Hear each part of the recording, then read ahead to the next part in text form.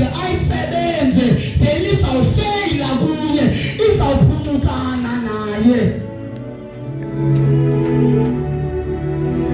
Hallelujah. Uthi ungawulibali umsebenzi wezandla zakho. Lento uNkulunkulu undinikeze yona ungayilibali bose uyijonga ukuba nayo isafunctiona ngendlela right. Amen. Kodwa sikhwezele isipho wasinikezwayo kuthetha ukuthi it is your responsibility, it is your duty as umuntu omtsha to come at church. Hallelujah.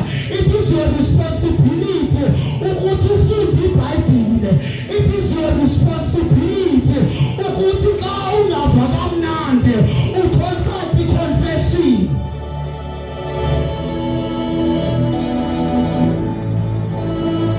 Hallelujah.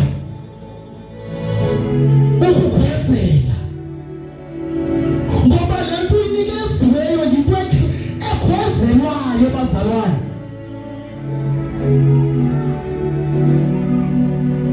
Xa kuthethwa ngokukhwezela kuthetha ukuthi uyabona xa ubase umlilo kuye kube nenkuni ezihambe ziphume along the way uba uvutha umlilo ziphumele ngaphandle. Xa kusukana kuyakhwezelwa kuthetha ukuthi uqokelelwa zonke eziphumileyo emlilweni zifakwa ngaphakathi.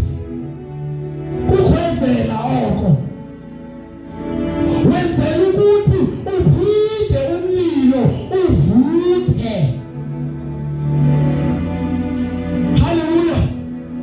So apha kuthi ubana as umuntu omtsha sulibala ukuthi wena as usindisiwe une-responsibility, une-duty yokuthi ukhwezele lento ingaphakathi kwakho.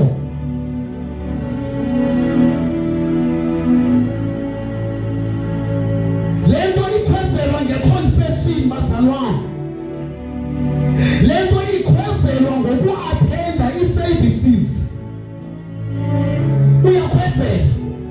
Lento ikhwezelwa ikuwe ngokuthi my God uzile ukudla. Xa uzile uyakhwezela. Hallelujah. Wenzela ukuthi usoloko every day inhliziyo yakho lento ingaphakathi kwakho isoloko iphila. Athi uhlabelelayo umlilo kaJesu uvutha ngaphakathi kwami uhlala undivuselela. Xa ukhwezela uyavuseleleka. Lento inikiweyo iyakhwezelwa.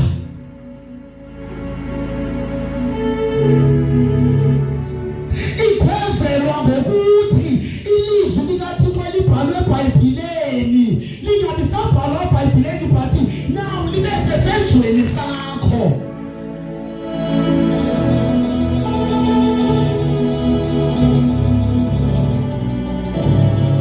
Kukodwa kuligcina ilizwi likaNkulunkulu. It is good ukuthi ulazi ngenhloko yakho but kukodwa ukulenza.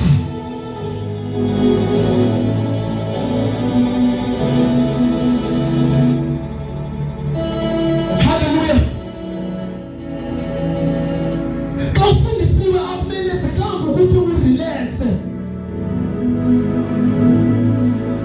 Akumelezekanga ukuthi ube ngumuntu orelaxileyo. Kuthiwa yikhwezele lento ingaphakathi kwakho.